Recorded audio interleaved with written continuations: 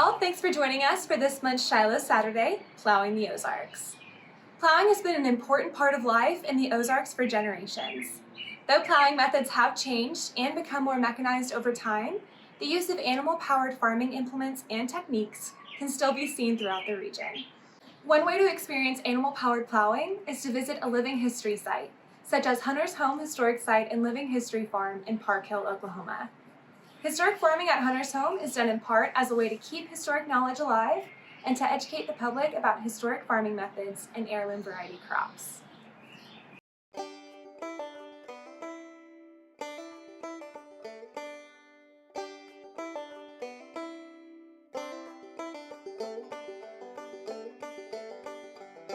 Though we may think of animal-powered farming as historic, for some, animal-powered farming methods are still used as a practical way to tend to land in the Arkansas Ozarks.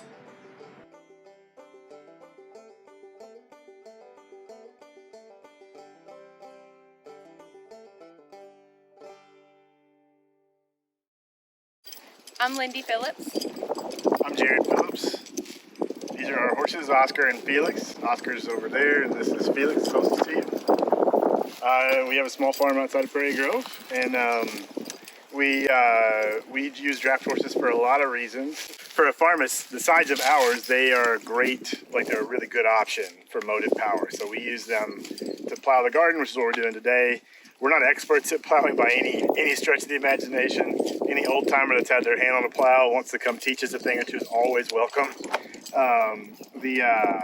But we use them to plow the garden and do just garden cultivation. But then we cut hay with them a lot, and so we use an old-fashioned horse-drawn sickle cutter, and we use a horse-drawn rake and tedder, and we pretty much can do everything but bale the hay with the horses. And so they cut their own fuel, and they produce their own fertilizer, and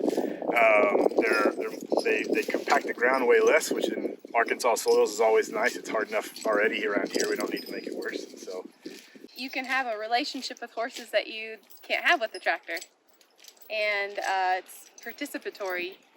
We feel just a friendship with them that, as much as we love our old John Deere, it's just not quite the same. So we really like that aspect of it. We like the partnership.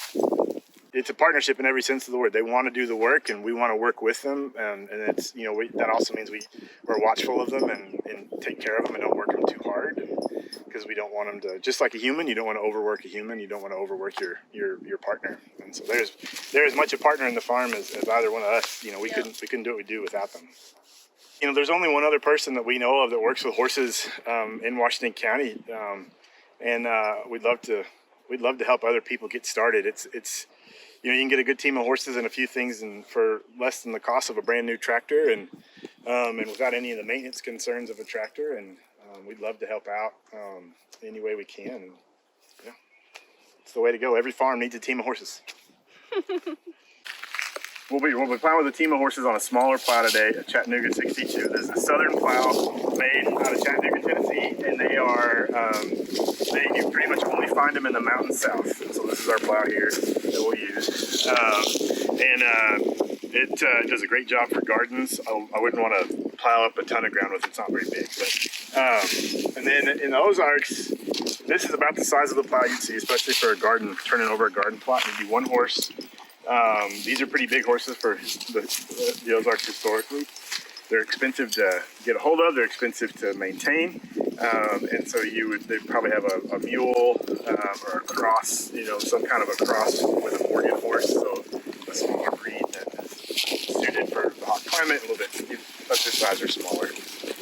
And then traditionally, you'd only do this work. It'd just be one person for the most part out here for the work. So you'd have your lines, you hook up to your plow, we'll hook up here in a minute, and then your lines would be crossed over your shoulders like this, and your plow would be in front of you, and then your horses would be hopefully trained enough that they can walk the furrows straight, and then you would guide the plow with one hand and you guide the lines with another. But we do it a little differently. We're not expert plow folk by any means. We just plow the garden up. That's about all we do. And so Lindy's going to drive the team, and I'll run the plow, and then we'll see how good we do. Well, so our plow, we haven't used our plow in about a year, and it's all kind of rusty and dingy right now. But by the time we're done with all that dirt hitting the moldboard and rolling over, it's going to be shining like a new penny. Step up. Come, G. Come, G.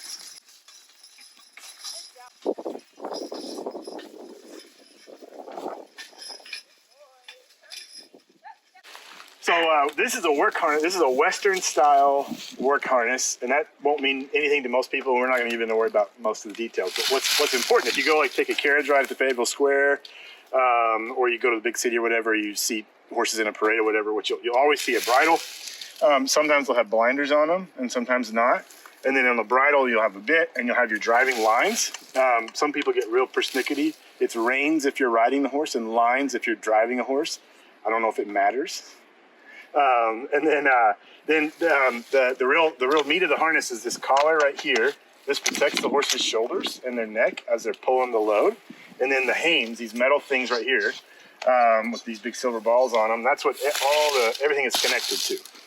And then these big treaders on each side of the horse are these here, the tugs, and that's what hooks onto a plow or a mowing machine or a wagon. And that's hard. If you have those three, if you have a bridle and lines, a collar, and hames and tugs, then you can pull just about anything. When that soil comes over and rolls, there'll be a beautiful like fold in the soil. All the grass is turned underneath. And there's a gap. And that gap is called furrow.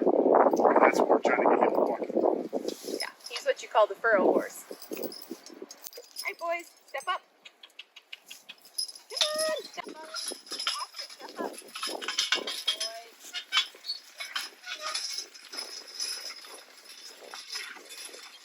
When it goes right, this is what it's supposed to roll over like this, and then here's that clean furrow.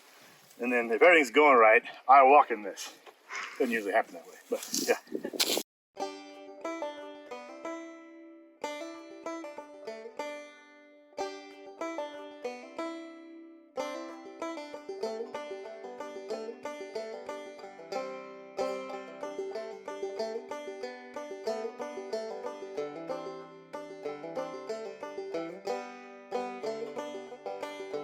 Yeah, it would be a lot easier on our hands probably to wear gloves.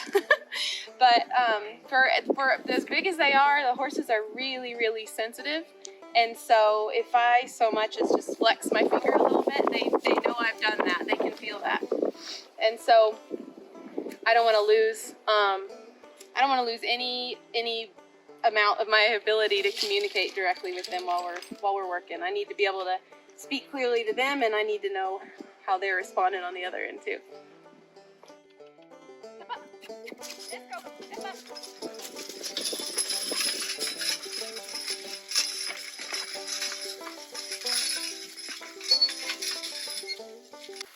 So we first got introduced to modern folk using draft horses through primarily, first and foremost, the writings of Wendell Berry.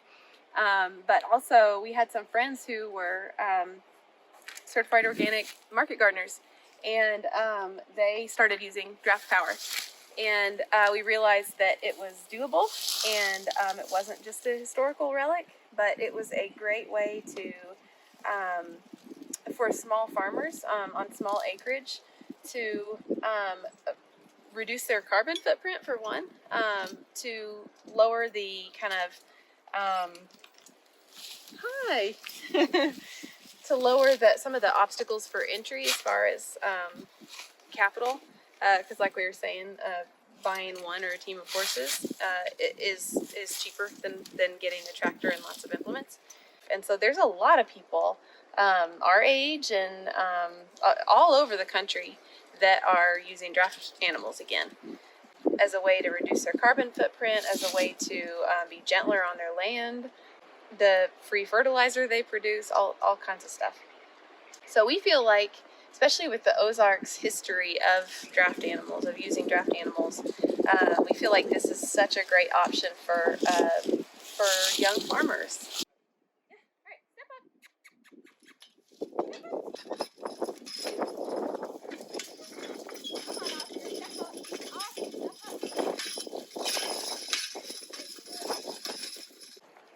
Yeah, so that's plowing for us, I guess. So we plow, the plow that we were using is a great little plow, but for this ground probably hasn't been plowed. This farm hasn't probably been plowed.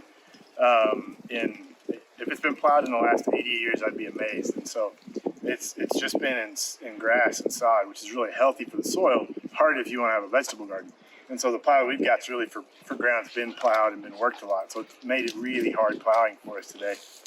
But yeah, so there's other kinds of plows. You know, people read about them in history books. You know, when pioneers would go through, they have these big sod busting plows, and so that's kind of what we needed today was a plow, a bigger plow, basically that could cut a little deeper and roll that dirt over a little bit better, and cover up all the vegetation. And so, but over the years, as we continue to work this ground and put cover crops into it to keep the nutrients in the soil and help lock the topsoil in, it'll help make the soil friable is what they call it. The term is friable. So it's got a real good texture to it. It feels real good in your hand, and it works easily and grows vegetables really well. But it all depends on what your system of farming is. There's lots of different ways to do it, and so this is how we do it. So draft horses, it's a whole kind of category of horses. Some people call them heavy horses, and they're a lot bigger, and they're bred for work. So you can see just their body is made differently. They've got a bigger chest, wider shoulders, a wider back. But yeah, they're a little different than your normal like riding horse. You wouldn't want to just put any horse on a plow and expect it to go well. So the Ozarks, Brooks Blevins, the historian of the Ozarks, in his book Hillfolk, he talks about how up and through the 1960s, something like 90% of Ozark farms were still using at least some form of animal power on the farm, because tractors are expensive and the ground is hard for tractors to work on here, especially if you're out in the middle part of the Ozarks. It's real rolly and kind of dangerous. Horses are, you can be safer with them sometimes, and you can it's certainly cheaper, and you can get in and out of places a lot easier. So yeah, they're perfectly suited for the environment, I think, here, draft animals.